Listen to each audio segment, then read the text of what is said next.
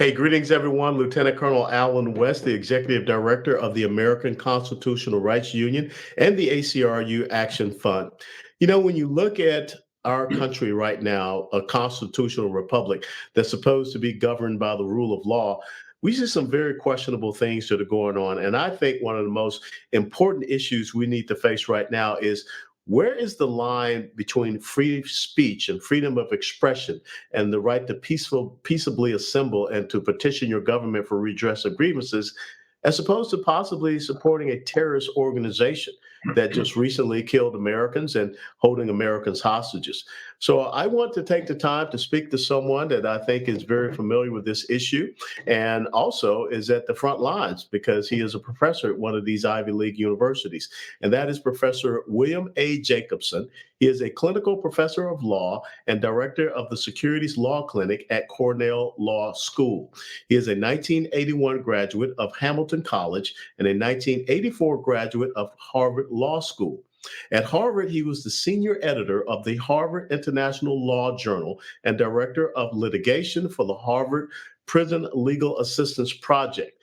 Professor Jacobson has argued cases in numerous federal and state courts, including the Courts of Appeal for the First, Fifth, and Sixth Circuit Courts and the Rhode Island Supreme Court. He is frequently quoted in the media on political and legal topics and has authored many op-eds in major publications and appears on television and radio to discuss politics and the law. Professor Jacobson, welcome to Live Free TV. Great. Thanks for having me on. When I look at what is happening, especially on some of these Ivy League schools, but on many of these college campuses across the nation, post the October the 7th attack of Hamas against Israel and the brutal savage killing of innocent civilians and taking them hostage, we see people taken to the streets and protesting in support of what they say is, the Palestinian cause. But in Gaza, Hamas is the governing authority. How do you see this playing out, this juxtaposition between supporting a terrorist organization and, us allowing people to have their free speech? Well, as you know, people have the right to say awful things. They have the right to say offensive things. Where you cross the line when it comes to terrorist groups is if you give any sort of material support. And what that might encompass could vary, but merely saying, I like Hamas, really is protected speech. What you can do to advance that might be a question. And of course, we then have an issue, that's a First Amendment issue. They may have the right to say those things. But remember, on campuses, speech is highly regulated. Campuses regularly do things that would infringe the First Amendment, bias response teams, all sorts of anonymous reporting. So I think the way I look at it is most people have the right to say things. We have the right to criticize them for saying those things. Mhm. But if a campus is going to have rules governing speech, then they have to apply them equally to everybody. And so that's really the context I think we're looking at. That's a very interesting point because when you look at a lot of conservative organizations, and I mean, I had to be escorted off the University of Buffalo for speaking for a conservative student organization. Why do we see this difference in how they treat some of these constitutional conservative groups like Young Americans for Freedom, Turning Point USA, and some of these other organizations you have on campus? But you just recently saw someone that threatened the lives of Jewish students there at Cornell University. Yeah, and they were kind of slow in the response there. Why do we see this juxtaposition? Well, there was a student who posted death threats, threats to shoot up the kosher dining hall, slit people's throats, etc. He's now in FBI custody. He's being prosecuted. Good. So those sort Good. of threats are not constitutionally protected, whether they're on campus or any place else. So that's an exception. But I think that if you go back, and I've been at Cornell now 16 years, which is a little hard to believe. Yeah. What is now playing out on the campuses has been going on for a long time. I mean, at Cornell, we've had numerous incidents where mainstream conservative speakers were heckled, shouted down.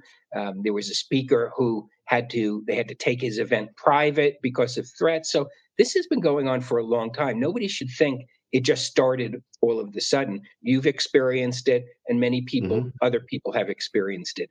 There's a complete intolerance on campuses. The campuses, for the most part, and there may be some exceptions, for the most part, have been completely ideologically captured by the left.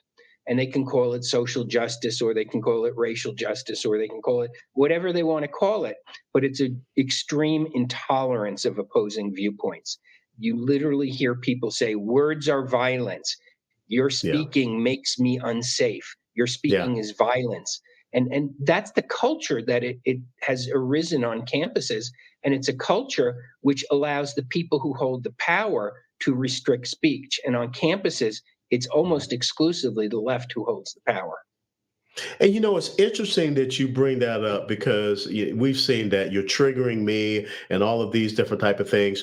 So when it comes to saying that I like Hamas, you know, which is a designated terrorist organization, an international terrorist organization, you would think that those type of words would cause harm to people, especially in the aftermath of what happened to on October the 7th.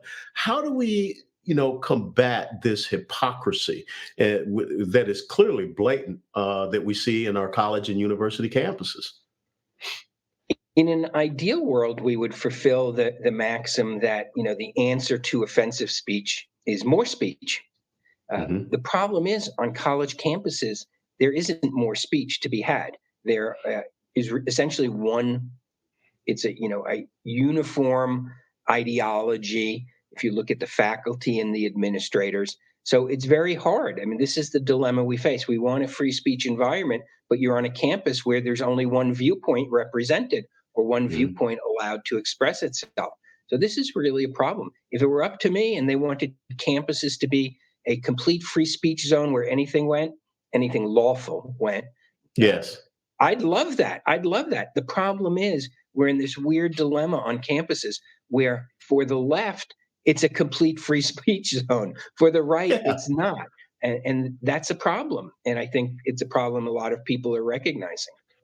Professor, you bring up a great point in that you're saying that there are certain words that create violence. That's what the left says. So, it's funny to me that we did not see people going out and saying, I support Osama bin Laden and Al Qaeda, or after the beheadings of American journalists by ISIS, we didn't see people taking to the streets talking about their support of ISIS. What makes this and this support of Hamas so different? Why is it so acceptable right now?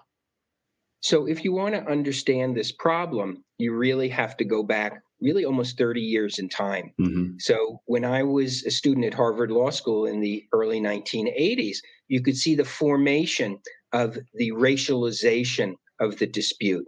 At that time, while the anti-Israel movement wasn't as strong as it is now, they were portraying everything in racial terms, racist, Israeli white oppressors, oppressed non-white um, Palestinians.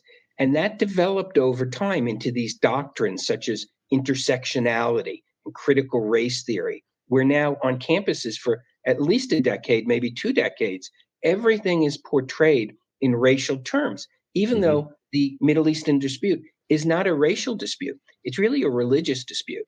Yeah. It's Jews who are very diverse in terms of ethnicity, skin colors, background, being opposed on religious grounds by the Arab Muslim world.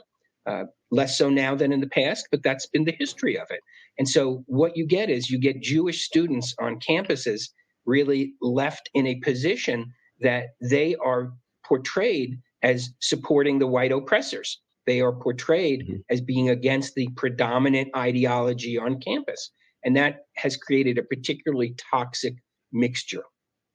It's interesting that you say that because, as you articulated, I once supported, an IDF Ethiopian Jewish soldier, and we know that we have Ashkenazi Jews who came from the Yemen area, from the Saudi Arabian Peninsula. So it is a multicultural environment there, and you even have Arab Israelis. And one of the interesting things, I read reports that the Israelis were actually allowing people to come out of Gaza on work permits and be there in Israel. And it ended up, those were some of the people providing intelligence back for the terrorists. And when you hear people talk about this occupation of Gaza, why is it that the truth of a 2005 withdrawal of Israel from Gaza, how is it that everyone seems to skip over these very hard facts that are out there? And I think you're right. You've put your thumb on the problem, which is there's a war on truth going on here. Hmm. That not only a long-term historical truth that the Arabs who now identify as Palestinian, beginning in the 1960s, are not indigenous to the area. They Hmm. are mostly people who accompanied the conquerors, Muslim conquest of the Holy Land. They are, in a sense, the colonizers, the descendants of the colonizers, but a very large percentage of them were 20th century migrants from other areas of the Middle East. The most common names, Palestinian names, Barghouti, very common last name. That's Egyptian. Hmm. Tamimi, the Tamimi clan is from what's now Saudi Arabia. So Hmm. you've created this complete historical fabrication that you have an indigenous people being occupied, when in fact the opposite is true. It is the creation of Israel was the single greatest indigenous liberation movement in modern times. The indigenous people reclaimed their land. But Yeah. even coming more close in time, you're right. Gaza, Israel left in 2005. They left vast industrial sized greenhouses Hmm. for the Hmm. Palestinians to create an economy. And they looted them, and they looted Yeah. all the copper piping. Um, People seem to forget. People say, "Oh well, Israel blockades them and controls their border."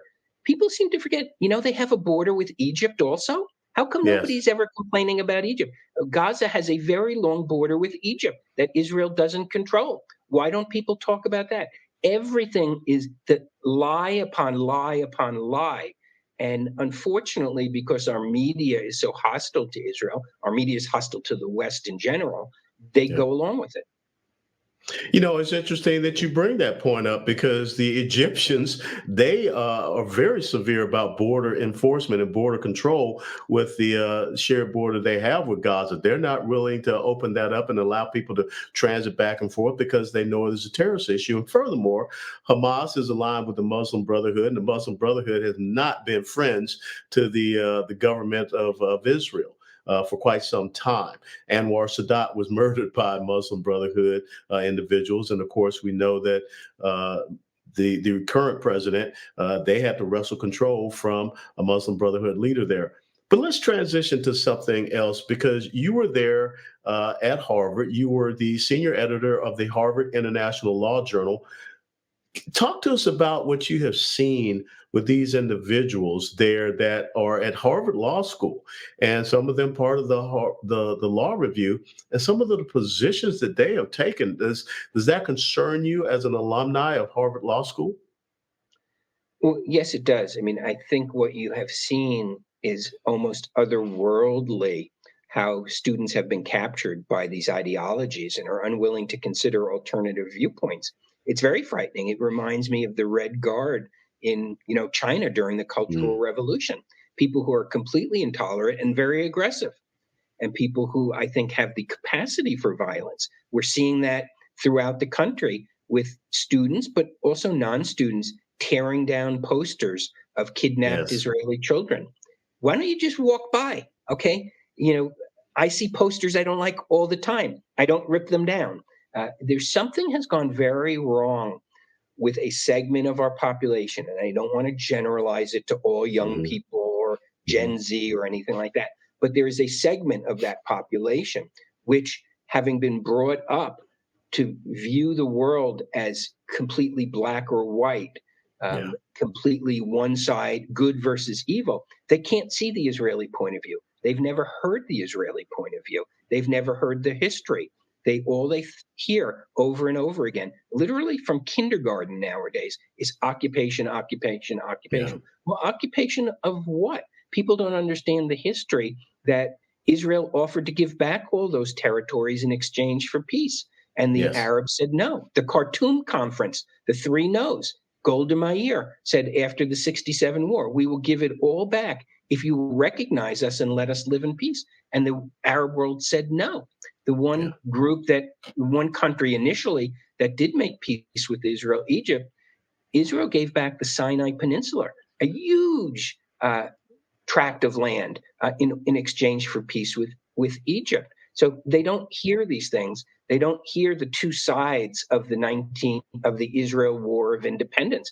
That the Jews accepted the UN partition plan, which would have Yeah. given the Jews a minority of the land in what's now Israel, and the Arabs rejected it. So they just don't hear these things. They see everything as oppressor oppressed, occupier occupied.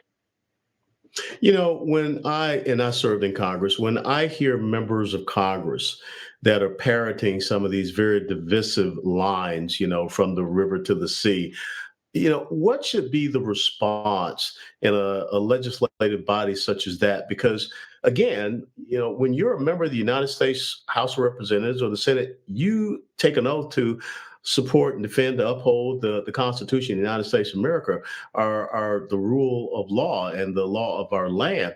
But when you are parroting propaganda from a terrorist organization, uh, is that very disconcerting for you? Well, of course it is, and I think the Congress did the right thing in censuring Rashida Hmm. Tlaib for use of that phrase, which everybody understands. No matter how much they try to word around Yeah. it, everybody understands that from the river to the sea means the extermination or expulsion of the Jewish population of almost 7 Yeah. million Israeli Jews. Yeah. Uh, yeah, and that's what it means. Everybody knows what that means.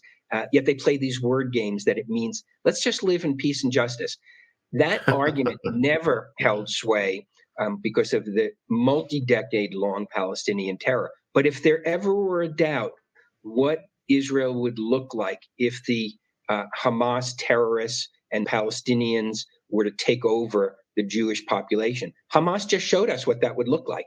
Everybody's been predicting Yeah. that's what it would look like. There's no doubt now. Yeah. Nobody can play this game that, oh, if Israel is removed, they'll just live in peace with each other. No, they won't. It will be October 7th on a scale at least 1,000 times worse. Let's switch focus here to the United States of America. When you look at our border, and I live down in Texas, been to the border multiple times, it's very clear in the Constitution that we're a sovereign nation and our borders are supposed to be protected, Article 4, Section 4. Why is it that we are seeing an administration go down an ideological agenda to basically disregard their duty and responsibility, the guarantee clause in the Constitution? Yeah, I think it's a problem. And I've written before and said before that I think the Biden administration's abdication of its duty to see that the laws are dutifully enforced with regard to immigration and the border is an impeachable offense. And that I Hmm. think the Congress would have been much better focusing on that rather than Hunter Biden. Now, the Hunter I Biden agree. thing is serious because that Yeah. potentially is influence peddling by Yeah. the vice president of the United States. So I'm not saying it's not serious, but the border is what this is all about. And I know you mentioned, the Egyptians are tough on the Gaza border. People Yeah. don't Yeah. realize how tough they are. They built a canal to flood the border, to flood the Hamas tunnels. Okay. They're not kidding Mhm. around in Egypt with that border. So that, the border, the lack of border enforcement is I mean, there were many travesties in this administration, but that to me is the worst because one of the Yeah. fundamental attributes of a sovereign nation is the ability to control your borders. And we don't have that ability right now. And we No. don't have that ability because of a deliberate decision by this administration. A deliberate and purposeful and intentional decision by this current administration. Now, as we were talking before we came on air, you're out there in Arizona and you are participating in the ALEC, the American Legislative Executive Council meeting there. And ALEC really does work with state level legislatures.